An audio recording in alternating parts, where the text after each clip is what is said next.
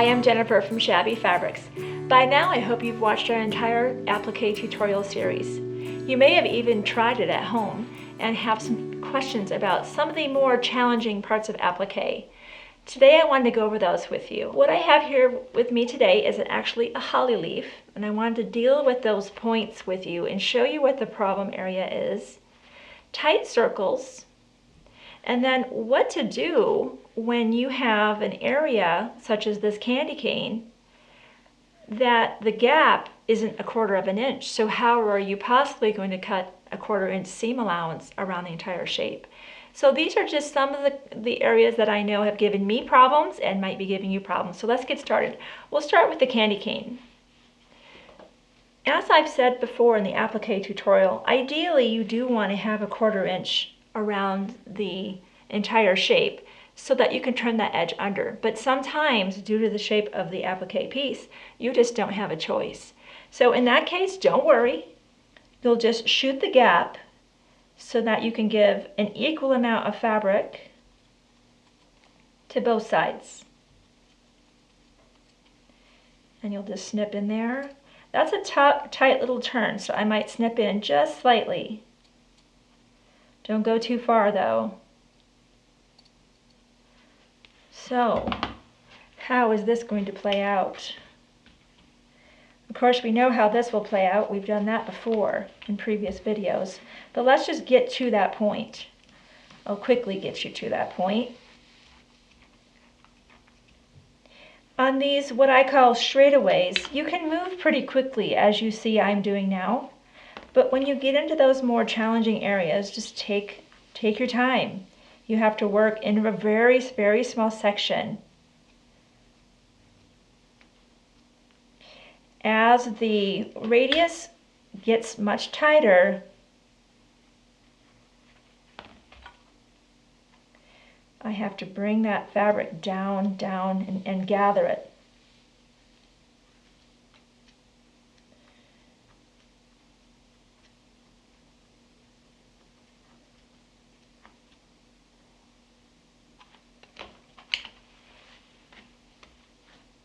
So now we're coming up on that area.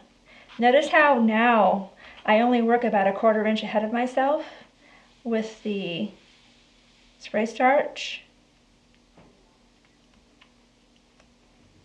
I don't dare work further ahead because this is just more challenging.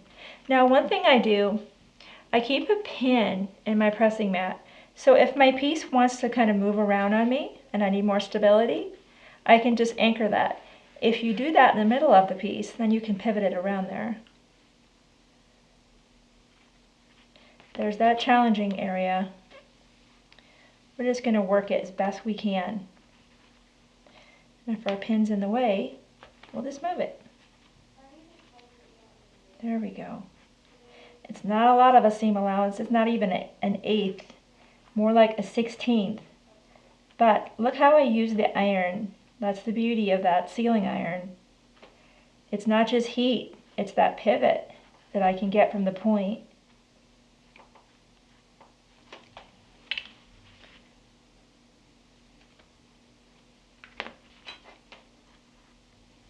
Up and over we go. So you'll continue like this, just working in very, very small sections. Don't worry if you get a piece of applique where you can't get the 1/4 inch seam allowance. Do the best that you can. And then we will just finish up with that piece. So that's how we deal with those very tight turns where we don't have any room to give a 1/4 inch seam allowance. Now moving on, another area that some people have complained is I just can't get this smooth. You see how I did this? I put the pin right in the middle of the circle. Because otherwise you're just kind of chasing it around. You really can't get your hand on it because it's so small. But if you put the pin right in the middle of it, all of a sudden now the challenge of keeping that from moving has been removed, and you can just focus on the good technique you've already learned watching the videos, and you'll have your circle done in no time. So you would just continue around and then you're done with that. So I'll store my pin right there. Now one of the other areas is how to deal with points like this. Now here's the pitfall, I'll show it to you. First off, I already know I need to snip in a little bit right there, probably right there too, because if I try to bring my fabric over, there's going to be resistance there. So I'm just going to do a little snip. Let me show you what the vulnerability is with this piece. If all I do is just press this to the side, like this, and then down here, I press this to the side, all I'm really going to end up doing is shuffling this point off to the side. And this is not helpful. What am I supposed to do with that little flag? And I've seen people actually use temporary basting glue, put this down to the background fabric, and then when they're actually stitching down, try to scoot that in. And it creates a lot of anxiety for me personally. And it creates this unusual bulk at the points, so we're not going to do that. Let's undo that. That is not what we're going to do. But instead, think of it like wrapping a present. When you wrap a present, and you already put the wrapping paper over the top, when you deal with the ends, you bring the flap up and bring the sides in. Think of that concept while I'm showing you how we're going to deal with this. This is like the Christmas present. We're going to bring the flap up, secure that, and then we'll bring the sides in over top of it. So let's get that point good and wet. And I'm going to hold that down with my stiletto while I come in with the sealing iron. And I'm going to sit there for a little bit longer than I normally would with the iron, but I want that to stay down. That's really important. Before I even go on, I'm going to do the same thing with this point. It's only the very ends that I have to do that with. I won't do that with the sides because, as you'll see, it just isn't necessary.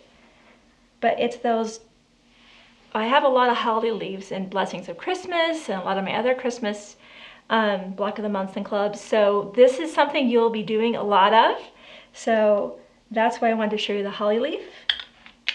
Now that those edges, those points are secure, now we'll go off to the sides and just come over as we normally would without any issue. We'll do this one. And you see how that side is hidden behind? There's no flap flaring out, so that's why we didn't need to tuck the side points in. There's enough room for them to hide behind the fabric that's on the front. And then we'll do this side.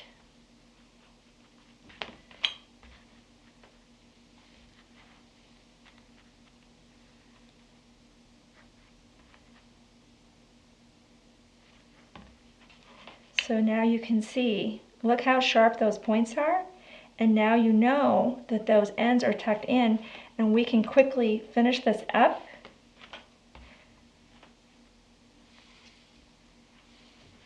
It's a great way to secure those points because they are a vulnerable area on applique quilts. When I look closely at some of the applique quilts that I did early on before I figured this method out, I could almost see the fabric trying to kind of unravel in there because it's just a weak link. So by securing those points, no longer is that a vulnerable area of your quilt.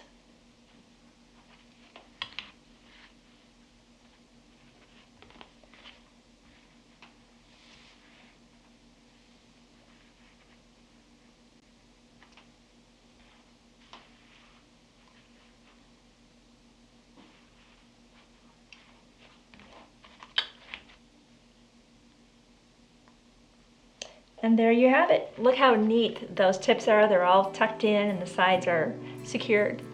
Be sure to subscribe to our YouTube channel so that you can be notified when we have more helpful tutorials available.